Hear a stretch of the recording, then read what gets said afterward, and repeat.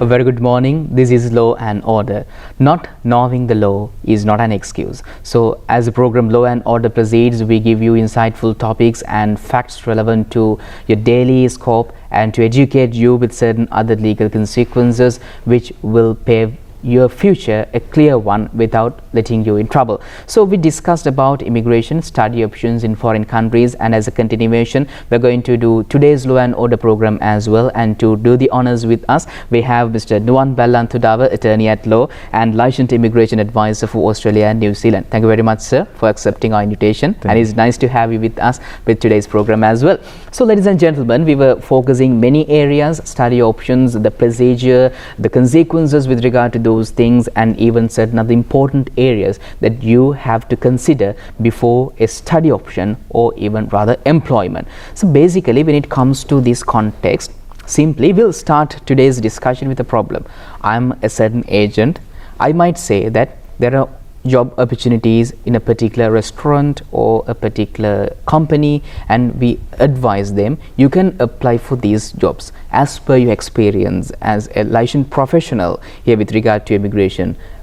What can you say about those scams? Yeah, scams is a very big problem at the moment in this country and even in the South Asian region. So basically, if someone wants to advertise an vacancy, then you have to get the approval from the particular country before you do that advertisement. And most of the cases, what happens, Charit, is people invite others to come on a visit visa and to apply for the jobs, and they have no clue about what they are going to do. So if someone wants to offer you employment, it's not that easy. Some might say, I have a friend, I have relations there, my uncle is there, they have asked me to come somehow, then I will they will find a job for them. So that's not going to work. So the law is actually, if someone wants to apply for a job opportunity, there should be an employer from that other end. That employer should have an agreement with you with a proper job offer. So that type of job offer should set out the conditions of your employment, and you should know the role, the scope, and your working hours, your working entitlements, your salary. All this should be mentioned in that job offer and the employment agreement. What I have experienced in many cases is that if I ask what is the opportunity that you are going to get, they might not know about even the name of the vacancy. Even the location of the employment. So those details should be there.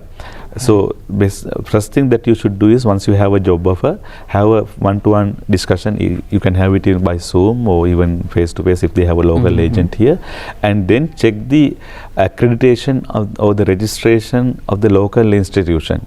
And there are certain institutions who are providing this service without having their local agents, maybe from a third-party country.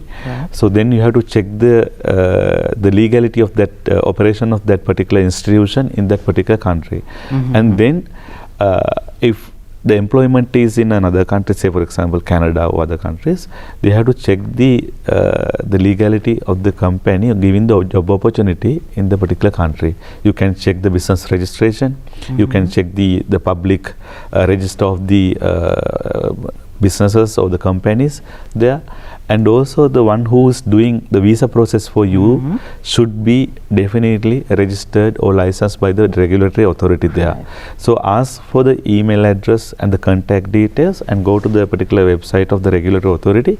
You can search all the registered immigration advisors, Australia, New Zealand, Canada. They have a registration number. So you just type the license number on the screen, then you get all the information with the photograph of the immigration advisor. So then you can do a verification whether this particular person is the one who is really giving you the immigration advice. And also, one thing that we have found in recent scams is sometimes they might be selling immigration advisors details without the knowledge of the immigration advisor. So best thing, once you identify that this particular person is the immigration advisor that you are going to communicate, or who is the one that handling your visa application, start communicating directly with him.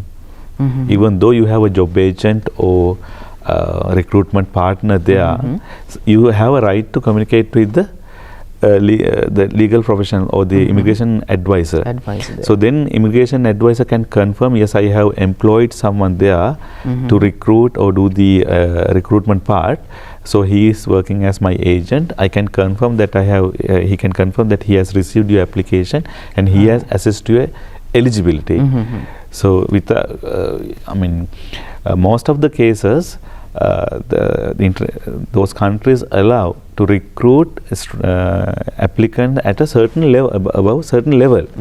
Now most of the advertisement that we have seen and circulating around is for, say, waiters, and then lower level skill related occupations. And even drivers. We see many advertisement in the sidebars. We have to use our logic, common sense as well, because why they want to recruit someone from a far away country when they have more people unemployed in their countries? That there are other people who are already in their country. So because whenever an employer sponsors someone to come to their country, it's a rigorous process. The employer have to show that they make attempts to recruit someone locally. So they should have advertised that, and also they have to pay a certain level of salary, and also they have to pay to the immigration professionals also. So why that particular employer want to take that much of burden when they can recruit someone for a lower skill level position easily?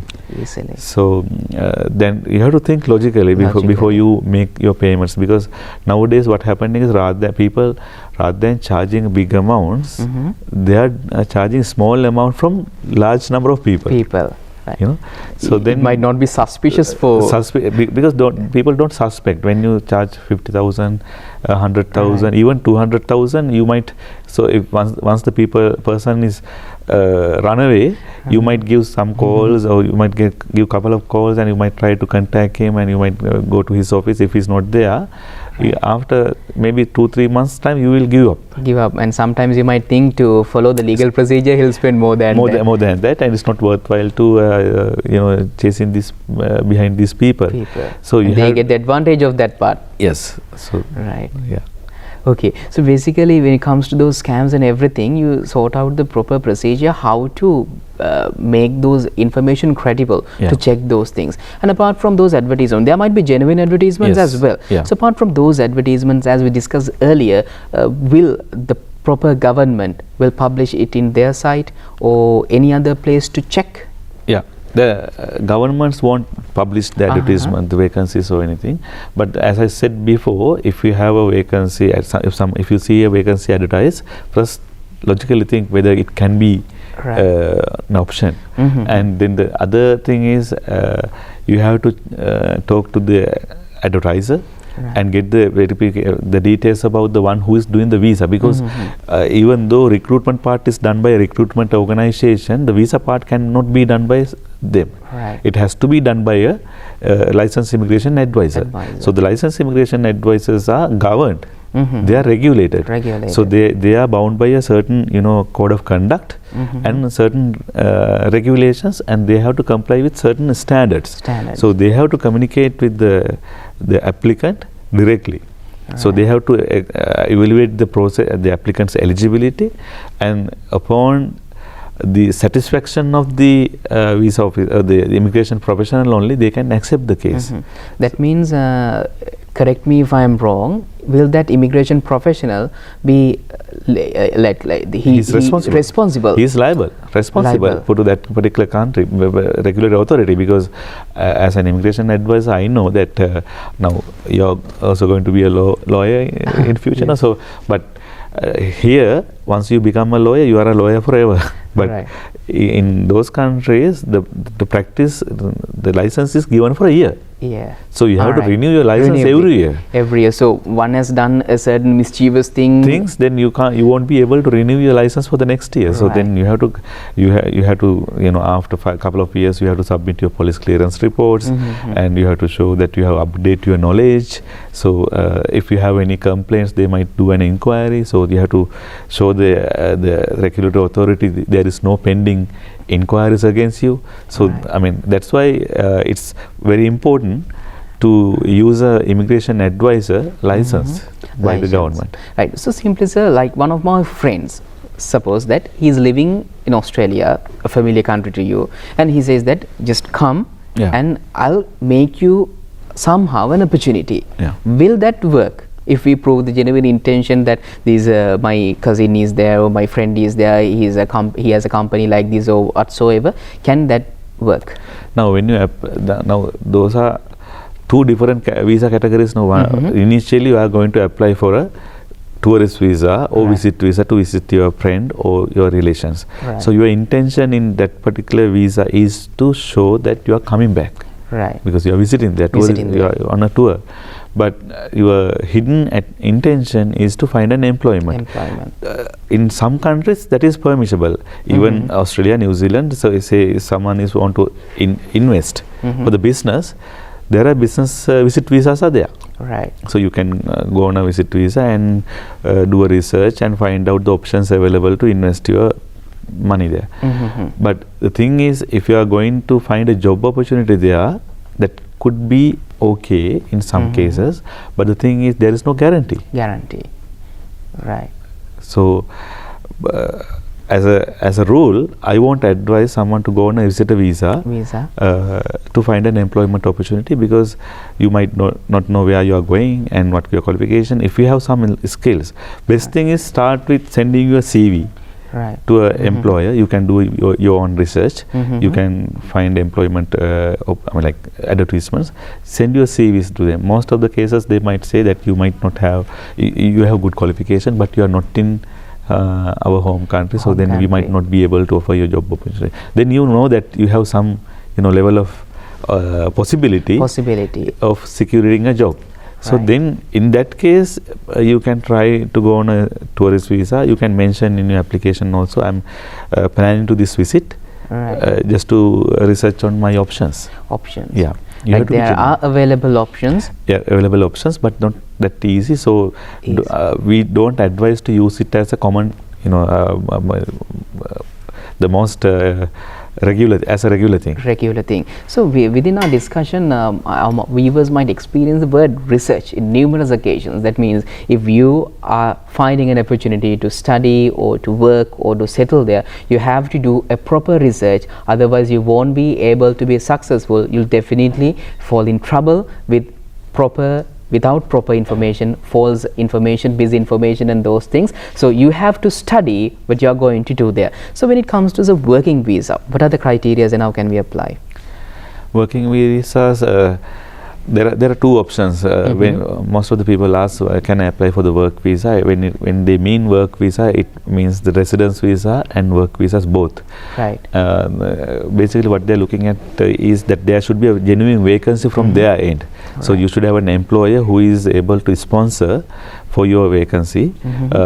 Then they should have a genuine vacancy in the sense that you can't create a vacancy simply because your uncle is there, and if he wants to recruit you, he can't create a vacancy. So that vacancy should arise from the business. And they should be able to employ for a certain period, and they should be able to pay your salary which is equal to the normal resident or citizen of that country, and also they should abide by the other employment and labor regulations. That is from their end. And from your end, you should have the qualification and experience that make you suitable for that position. Say if you are going to be a cook there, you must have a cookery qualification, and either qualification or in some cases you might have certain years of experience, especially in the trade sector. A mechanical person might not have a proper qualification, but he may have worked in that industry for last 5-6 years, and he might have gained the necessary knowledge. In the professional areas mostly you must have a qualification as well. So you must have minimum of 3 years work experience, 2 years work experience to qualify for that. Especially we must have a confirmation from that end that our employment opportunity is secure.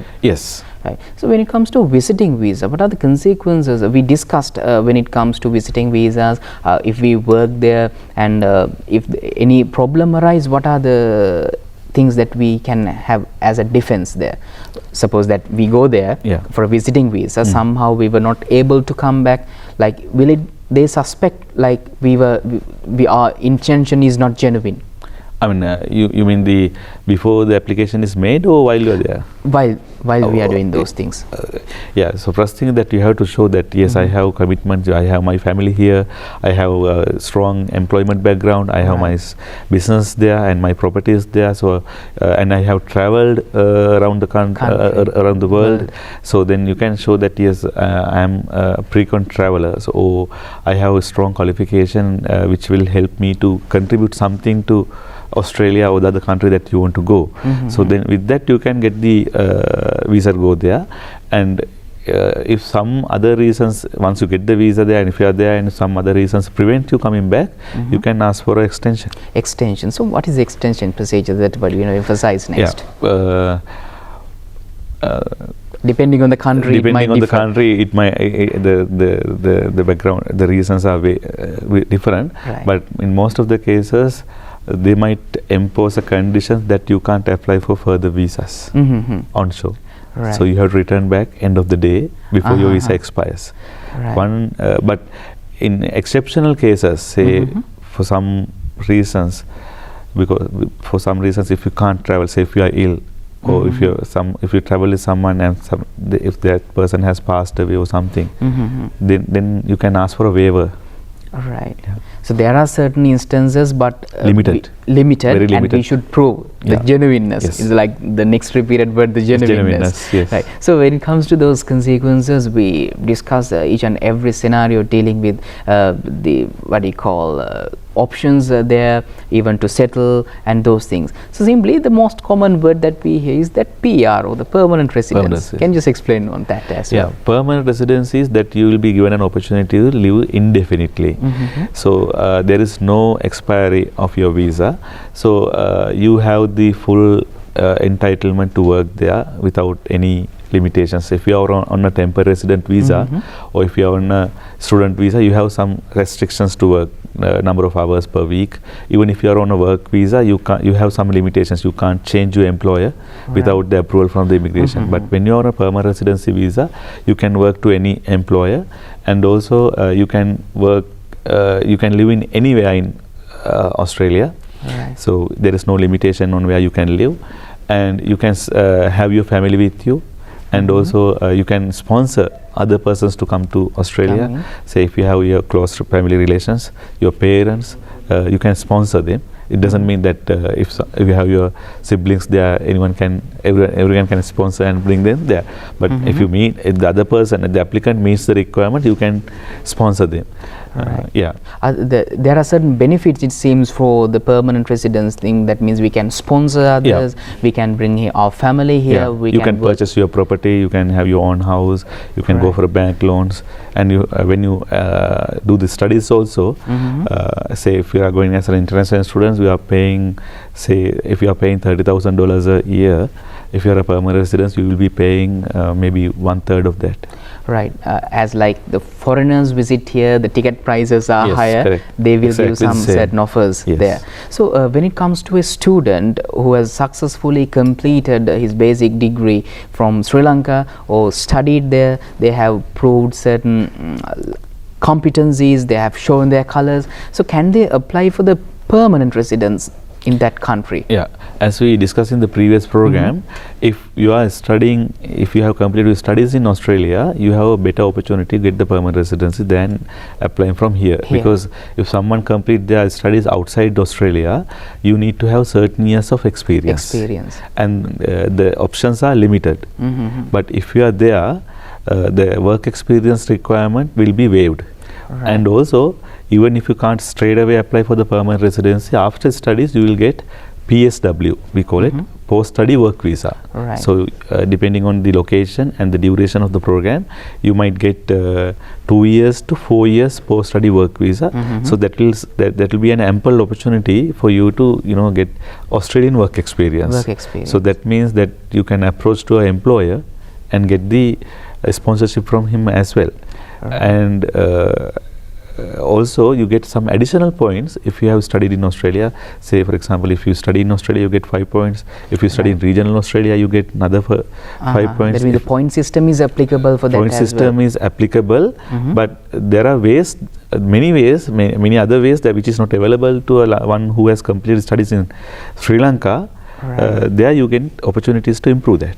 Thing. So when a student moves there, and suppose that one person moves to Australia for study visa, successfully completes his or her degree, and that post-study work visa is applying. So with extensions and working there for a long period of time, and genuinely will that convert to a PR, or we should request and we should follow a formal procedure even after the gaining of the points and everything? Yeah, there is a procedure, because now what they are doing is they are preparing this permanent residency system and the work visa system according to their labor market requirement.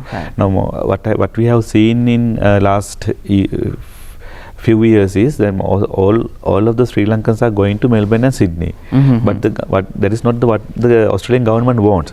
Because those areas are highly already populated, so they want to shift the population from those areas to regional areas. So if you really plan it well in advance, we can assure that you get the permanent residency. That means with proper consultation, guidance and advice. You have to have a good planning for that. Good planning. So with that proper planning and everything, it will be successful and we can achieve our requirements. So simply, I'm a student here, so if I'm supposed to go to Australia or certain country and to be a permanent resident there, what is the exact time procedure? Roughly, can you just give us a certain thing? If you are going to study there, if it is a master's program, of course you have to study for 2 years. 2 years. And then if you study towards a program which qualifies you to be a professional in a particular in a certain occupation list, then you might be able to apply straight away. In that process, you can qualify for the permanent residency within say 2 to 3 years, including that 2-year study period. But if your qualification is not listed or the occupation is not listed on that particular list, then you have to utilize your post-study work visa. So then 2-year study period plus then the 2 years or the another 3 to 4 years work visa period will also added on to that. Then within 2 to 5 years period. You can convert that into a permanent residence. So if we have a certain ambition like that, there is a proper procedure. No use of hurrying. Following the proper procedure will lead. Most important thing is completion your studies. Without studying, without an educational background, no one will recognize. Right. So with that insightful ideas and topics and a fruitful discussion with regard to settling there in a foreign country and completing studies, and even without how we can manage without falling in trouble, the work visas, the post-study work visas, and to seek employment opportunities in foreign countries, we're going to conclude today's episode for Law and Order. So Mr. Duan Bellantudawa, attorney at law and a licensed immigration advisor for Australia and New Zealand, thank you very much, sir, for taking part in this program and giving us certain insightful ideas and a fruitful discussion as well, and hope to do some more discussion in the future as well. So thank you very much once again, and ladies and gentlemen, stay tuned with Law and Order. You'll be able to gather the legal knowledge and the legal background. As I said initially, not knowing the law is not an excuse, so you'll be able to gather the knowledge and proceed without falling in trouble. So stay tuned with Law and Order. Thank you very much for watching. Have a pleasant day.